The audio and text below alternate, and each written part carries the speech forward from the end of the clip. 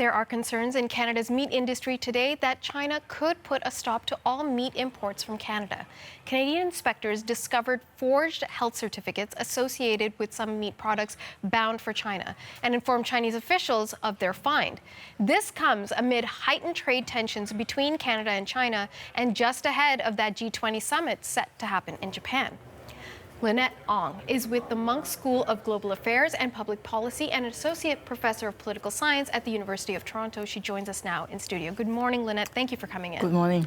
So let's talk about this. It was the Canadian authorities that informed China that, hey, there's a potential real source for concern with these products, and then China pushes back with this possibility of an all-out ban on meat products. Is this a proportionate response? Not. It is not a proportionate response, but this is not the first time that they have used this strategy to put pressure on Canada to drop the extradition trial of Munk. So, I think this is an old trick, but the timing of it is interesting because it's building up the pressure for G20 coming up end of this week.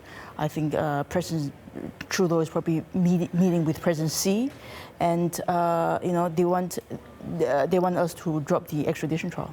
So, this conversation has been going on to some degree for more than 6 months now. So what is the likelihood? What is Xi Jinping going to say, and how does the Prime Minister respond? So I think the biggest thing people are looking out for at the G20 is really the trade talk between US and China. And I think what is happening between China and Canada is really a sideshow. That's the reality. Why do you say that? Why is the Canada-China situation a sideshow? Because I think in China, what's happening to Canada is not really getting much coverage compared to the trade war. So it's a sideshow from the Chinese perspective. Their main focus is the U.S. Precisely. Okay. So I think what happens to our bilateral relationship, I think to a large extent, also depends on how the trade talk will eventually span out. Okay. So on that front, we have heard from U.S. President Donald Trump when our Prime Minister was in Washington earlier earlier this month, and said that he would speak on behalf of the two Canadians, Michael Spavor and Michael Kovrig, who have been detained by the Chinese authorities. While they say it's on issues related to national security, most experts believe that it's in exact retaliation to the Huawei executive being arrested in Vancouver. If the President of the United States pushed back on China on this issue, would it get further ahead? Would there be a possibility of release then? Possible, but I think President Trump is also unpredictable. His various tweets suggesting that the trial could be used for political purpose actually really doesn't help with Canada's case, right? It actually puts Canada in a very difficult position. But if he is really willing to represent Canada's interest, to push our interests forward, I think that would be great. That would be great. But I think he has got so many things on his mind. I think U.S. interests and the trade talk would be of utmost importance to him. I want to go back to this idea that you presented that the Canada issue is really a sideshow for the Chinese. Well, if it is such a sideshow, why take such drastic action?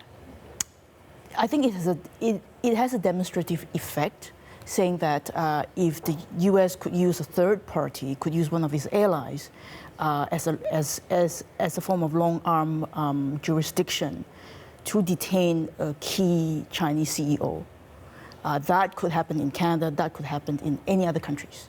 Okay. So they want to teach basically the world a big lesson that we would not take these sort of things for granted. Another, Donald Trump, you mentioned, is not a representative of Canada, but the former representative for Canada to China was, of course, MP John McCallum. He was the ambassador, and then he lost his position as a result of speaking up, saying that, maybe they should let Munk go, or that perhaps Canada had not acted in the best possible manner. So he gets let go, and then he's speaking up again this week, essentially saying the same thing. Is that hindering the Canadians, and at the same time, is it emboldening the Chinese? So I think he's now speaking in his private capacity, representing some law firm. But I think what he's saying is really, I think it's jeopardizing the case, is politicizing what is a case that is firmly in the hands of the court. I don't think there should be any political interference. That would set a very, very bad precedent for our bilateral relationship with China going forward. Okay. So we've been watching again and again everything that's going wrong in this process.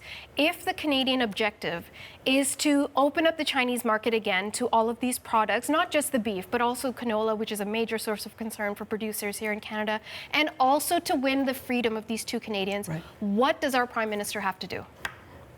I think we have to make our case as loud as possible, to attract international attention. But it might be also a case of waiting it out. So we have seen how similar things have happened to Norway, Sweden, as well as to Australia. With China? With China. So how long do we wait it out? Because we've got two Canadians still in prison. Right. And do we wait a year? What happens to these farmers and producers in the meantime? This is a very unfortunate situation. But right now, I don't think there's any there's no immediate solution. Okay. But this is also the time to rethink our bilateral relationship with China, whether we need to adjust our trade going to China, whether we should be putting all the eggs in one basket. Okay, we will leave it there. Lynette, thank you so much for your time this morning. Thank you. Lynette Ong is with the Munk School of Global Affairs and Public Policy and an associate professor of political science at the University of Toronto.